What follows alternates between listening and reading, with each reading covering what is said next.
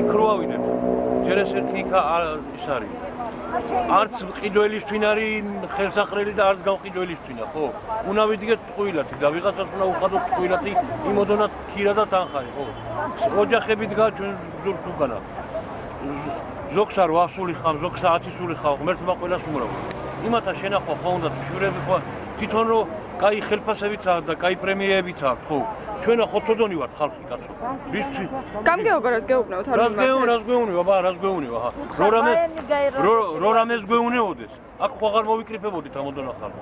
თანა იქ არის ხალხის სასიკვდილო თავყევართ განწირული. 10000 ვოლტიანი დენები გადადის იქა. ზაფხულში ქვეწარმავალი სამსია.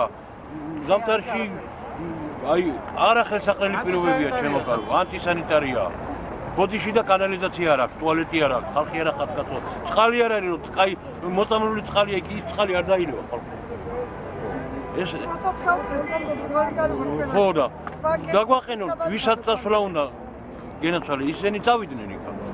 ხონება ყოფლობითია კაცო. თუ ბაზარი გაყიდეს, მონები ხო არა ვარ, ჩვენ ხო არ გაგვაყოლეს, გაყიდეს ჩვენცა. დაგვაყენო რომ ლუკომაპური მიუტანოთ შვილებსა და ბაჭაკოთ. თქვენ სახელი და გვარი გურამი ჭიღლაძე.